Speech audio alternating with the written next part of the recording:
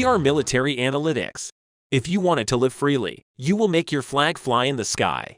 The people of Crimea, who have been living under the rule of Russia since 2014, are getting closer to their freedom step by step as the resistance movement flares up in Crimea, which was illegally annexed by Vladimir Putin.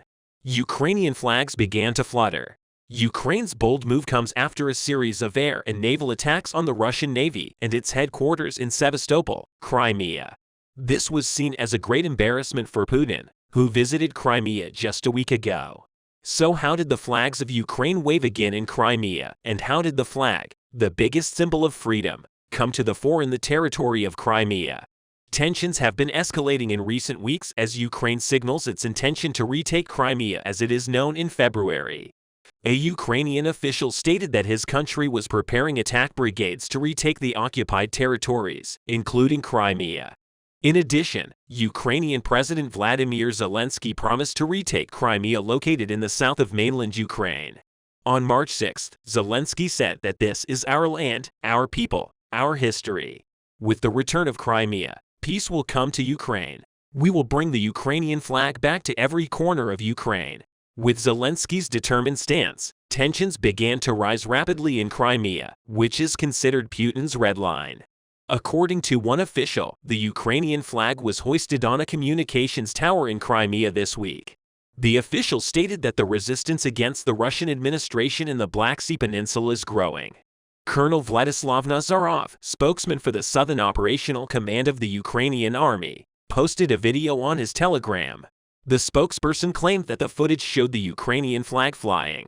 Earlier this week in the village of Georgievka in the Sudak district of Crimea, Nazarov said that the national flag of Ukraine appeared on the mobile phone tower yesterday. Very soon, such events will no longer surprise Ukrainians because blue and yellow will calmly float above every building on the peaceful and free Ukrainian peninsula. Nazarov also signaled the fire of freedom in Crimea, saying, "For now, our flag in the occupied territories is another symbol of the resistance of the Ukrainian people. Not only strengthening, but also expanding despite repression, criminal prosecutions, and illegal punishments." On the other hand, it was quite striking that the Ukrainian flag was hoisted on a communication tower because since the beginning of the occupation, the resistance has never been so blatantly pro-Ukrainian and visualized as pro-Ukrainian until 2022. The resistance in Crimea was more about human rights, but now the resistance has changed its dimension and focused on achieving freedom. The people of Crimea are doing their best for the resistance now. Ukrainian songs are heard at weddings and classrooms on the peninsula. In the streets, people distribute leaflets informing the victims of the full-scale occupation and Russian aggression. Now we see the inscriptions "Glory to the Ukrainian Armed Forces" on the walls of Crimean houses. Crimeans send each other private messages with photos of the soldiers telling the Russian warship where to go. In another development, analysts and Ukrainian officials are seeing more and more destruction and covert protests as Ukrainian forces approach the peninsula's borders. Katerina Dydenko, spokesperson for the Kiev-based Autonomous Republic of Crimea and the Sevastopol City Prosecutor's Office, said that the closer the Ukrainian Crimea is to freedom, the more the resistance grows. Do not forget that there are still people in Crimea who do not support the Russian regime, the occupation authorities. These people are waiting for Ukraine.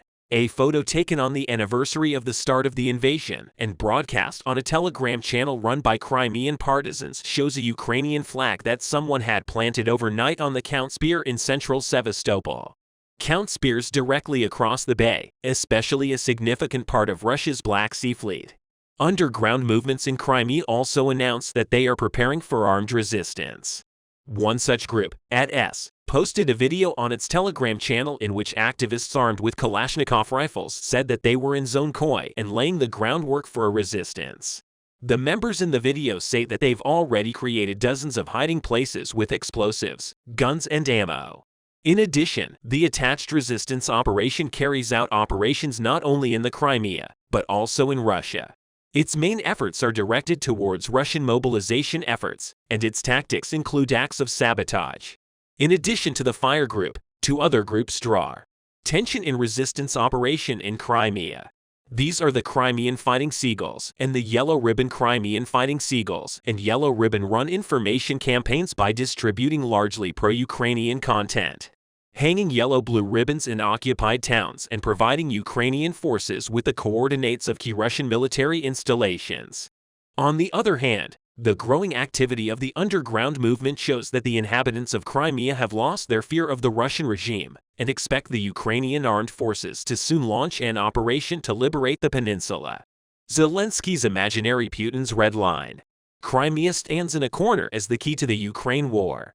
The leader of Kiev often says that for the war to end, Crimea must be completely free, while the determined stance of Kiev gains importance with cross-border operations. The resistance becomes more meaningful with the residents of Crimea taking responsibility. Ukraine's operations against Crimea make Vladimir Putin very nervous. Putin hides behind some threats to hide his fear. As we all know, these threats are nuclear threats. All of the events once again emphasize Ukraine's determination in Crimea. Ukraine must take back Crimea. But how? Let's examine this question together. The armed forces of Ukraine have shown that they can crush the Russian army and that the Russian state is not great politically, economically, or militarily. Ukrainian forces demonstrated that Russia is a pariah state. If that's the case, then why should they be rewarded for their aggression?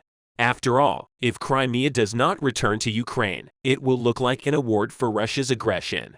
Also, Crimea is unique in that if it stays in Russia, it means that the trade in the Black Sea will be under constant threat. The resumption of peaceful navigation and peaceful maritime trade in the Black Sea is possible only if Crimea becomes Ukraine. From all military, economic, and strategic perspectives, Ukraine should take back Crimea and Russia should be punished for its aggression, including Crimea. The head of Ukrainian intelligence recently spoke of the combined return of Crimea, both by force and through diplomacy. We are talking here, obviously, of whether it was Russia that took the first steps towards peace. We think that it will not happen. If you remember, in March of this year, the supposedly fantastic options were discussed under the mediation of Turkey, that there would be a kind of transition period in which the Crimea and Donbass issues would not be on the agenda. This is the maximum position that Russia is ready to take. We do not believe that any diplomatic means of returning Crimea are possible because Russia will not voluntarily make concessions and return Crimea to Ukraine. Therefore, we need to get rid of any illusion immediately. Control over these regions is of strategic importance for both Ukraine and Russia. Such territories are not returned in negotiations. The only way for this option to happen is for the regime change within Russia and the new democratic authorities to cancel all the decisions of the Putin regime. But at the moment, there are no signs that Russia is approaching a revolutionary situation. Accordingly, there is no hope that the war can be ended by diplomatic means. In another development, as the war raged, Russian society entered a fetal position. The Russian people's innate submission to their political leadership is rooted in fear, intergenerational trauma, and extreme socio-economic dependence on the state. For nearly a year, Ukraine and the West have been waiting for an open revolt against their governments, from an abstract idea of the Russian people. Still, there was no major protest in Russia. Never mind anything approaching a mass uprising. There are no signs of protests on the horizon, despite the large number of instances of individual resistance, as evidenced by the number of lawsuits filed for anti-war statements. On the contrary, support for the country's leadership is becoming more aggressive, while people's indifference and adaptability are becoming more and more striking. In summary, unlike the Russians, we witness more and more every day the courage of the Ukrainian people and their fondness for their freedom. Ukrainians who want to live freely are ready to fight to the end and fly their flags in the sky. This readiness is a candidate to be the most important factor in the liberation of Crimea. In the coming days, we will see the effects of the resistance on Crimea more clearly. With the winter months slowly giving way to spring, the Ukrainian war is pregnant with new and harsh clashes. According to experts, these possible new clashes could start in northern Ukraine at the 1,000-kilometer Belarusian border. Russian President Vladimir Putin has been in deep solitude since his army started the Ukrainian family war.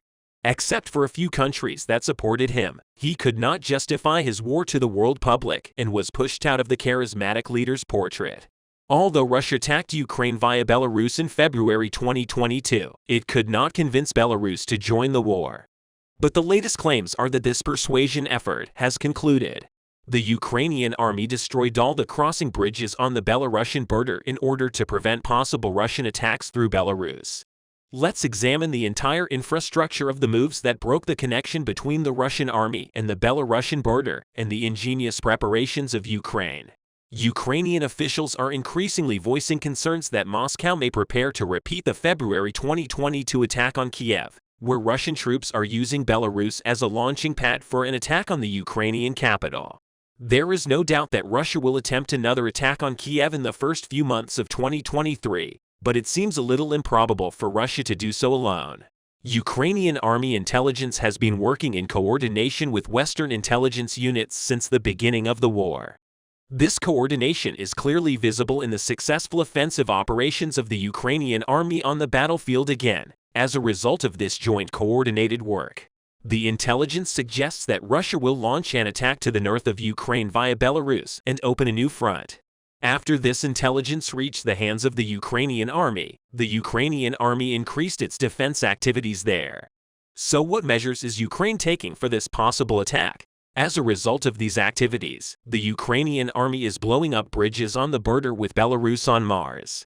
It was learned that on the backdrop of a new Russian attack expected by Western countries, including Belarus and Ukraine, Ukrainian troops began to destroy bridges and crossings on the border with Belarus, thus aiming to eliminate the risks of a rapid attack by Russian soldiers, especially in the city of Slavutic.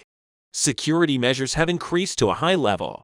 The Ukrainian border cities were already once surrounded by Russian troops, but the brave inhabitants of Slavutic swore not to leave their homes while the Russian army regrouped in Belarus.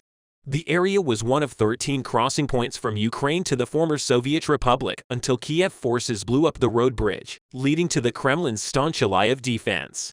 In recent weeks, Ukraine and Belarus have held military exercises on the 674-mile border in anticipation of a new conflict. The Slavutic Council said locals feared Putin's forces would attack like last year.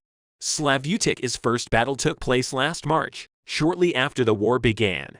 They consider seeing Russians here as a direct danger. The aftermath of the battle for Bucha worries them enough. The Russian army besieged the city for 9 days, cut off electricity and food supplies, and several Ukrainian soldiers were killed.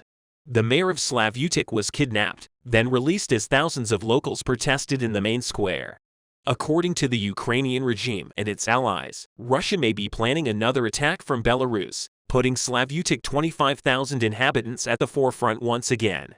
The people of Slavutic have shelters and they can heat places where people can gather.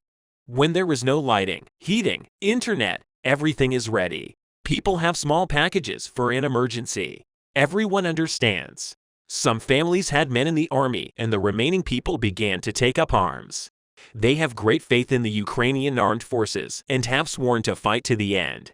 Slavutic was built after the 1986 Chernobyl disaster to house plant personnel, their families, and other evacuated residents following the deadly explosion and radioactive leaks at the nuclear power plant. But Sergei Chaplygin, head of operations of the Chernobyl security structure, said the risk of nuclear disaster due to war is higher than in 1986. Russian forces captured the Chernobyl exclusion zone and power station on the first day of the war, but were withdrawn last April. Reconnaissance drones fly multiple times a day from Ukrainian positions deep in the dense forest on either side of the border with Belarus, scanning the sky and ground for signs of trouble. On the other side, Ukrainian troops are watching the 650-mile border of swamp and woodland for a possible surprise attack from the north. A repeat of Russia's failed offensive on Kiev at the start of the war nearly a year ago. So how ready are the border troops for a possible attack despite the measures taken? This time, Ukrainians are not taking risks. Since the summer, they have been strengthening the defenses, building and widening trenches in the forest, and laying mines in the forest before the spring offensive awaited by the military authorities. Residents of villages in the region that were temporarily occupied last year are horrified at the prospect of things starting up again. The Ukrainian army and the people of the region are listening to every little noise. This is not a lifestyle. They are in constant fear and do not want to live such a life. A month after Russian President Vladimir Putin's rare visit to Minsk, concerns have flared over a military move after Russia and Belarus held joint Air Force exercises. Military experts and Western intelligence underestimated the possibility of a new northern attack. The UK Ministry of Defense said that Russian aircraft and existing Russian troops in Belarus, despite their large numbers, are unlikely to form a credible attack force. Belarusian officials described the deployment of troops along the border as strategic deterrence. The country's authoritarian president, Alexander Lukashenko, insisted that he would not send troops to Ukraine. But Ukrainian commanders are cautious, remembering how Russia used Belarus as a launching pad in early 2022. The head of the region's army intelligence unit said on a press tour this week several miles from the border that they were constantly monitoring the Russian army from the ground, observing the movement of troops, how many soldiers they were moving, and where they were moving them. Unlike the East, with devastating artillery duels here in the North, there is largely a quadcopter warfare. Belarusians and Russians constantly monitor the changing of the guard, trying to find the positions of the Ukrainian army, but they still have not come to a conclusion. From time to time, Army intelligence detects Russian reconnaissance drones and shoots them against the drone with rifles, or a Russian drone detects a Ukrainian one and follows him, at which point the Ukrainians tried to capture him and add to their stockpiles. They recently bought 4 of their Russian drones this way and lost 2 of their own drones. Exploration missions are yet to show any alarming signs of activity. The reinforcement division exists and the patrol has been strengthened, but they do not observe a significant troop buildup in their division. Ukrainian officials claim that no one knows how Moscow will act in the coming months and that a state of alert should be raised along the border. Fortifications on the Belarusian border were built to prevent infiltration. Border troops should always be ready, with or without such an infiltration. Armed with machine guns, Ukrainian soldiers stand in trenches dug into the forest floor and reinforced with planks 5 feet deep. But despite the Russian-Belarusian exercises, there is hope. When Russia first came to the northern territory of Ukraine, they did not have weapons and armies on the border. But this time all precautions seem to have been taken. For Putin, forcing Belarus to join the war would be a desperate gamble that could easily backfire. It has already suffered disastrous losses in Ukraine and cannot afford another humiliating military defeat. However, as Putin's war plans rapidly deteriorate and his options narrow, he may decide that involving Belarus in the war is worth the risk. There are a lot of updates from the East. Russian forces tried to capitalize on the recent gains in front of the main supply route to Bakhmut, conducted an extensive assault on the Romanian trenches and managed to push Ukrainians from the road. However, Ukrainians cut Russian supplies with fire, let Russians stay under constant drone and artillery strikes, and launched an unblocking operation clearing half of the field. Last time I told you that Russians managed to breach one of the lines of fortifications in front of the home of a highway and cut off a huge portion of supplies. I also told you that the situation remained unstable because Ukrainian-held trenches surrounded Russian positions. And since there are around 50 meters apart, the clashes here continued. The freshest reports indicate that Russians got trapped. Holding this range under constant fire was extremely difficult, which is why Russians made several attempts to retreat. Unfortunately for Russians, even retreating from this trench would be problematic because at the moment they got out of trench to cross the tree line, they would have been shot. Such a situation, however, worked in favor of the Russian command who preferred not to lose it, as taking each line comes at a great cost. That is why the Russian command quickly prepared another wave of attack and stormed the outer 2 lines once again. Russian attack was very successful and they managed to push Ukrainians all the way to the trenches south of the road. But intense clashes did not end here. Ukrainians immediately started preparing for a counterattack and in the meantime assigned the most skilled drone operators to drop grenades on Russians in the trenches non-stop. The fighters from the 92nd Mechanized Brigade reported that only their drone operators managed to eliminate more than 40 Russian troops here over the last 2 days. After undermining Russian defense capabilities, Ukrainians conducted a short, mechanized assault to pave the way for their infantry. Russian sources reported that Ukrainians used several tanks and armored vehicles, although they used the equipment carefully and provided fire support at distance. Combat footage revealed that while Russian positions in the eastern trench were under fire, special operators from the National Guard of Ukraine crossed the road and engaged in close combat fighting. This was the first major step in recapturing the trench network. The latest footage features fighters from the famous 3rd Assault Brigade.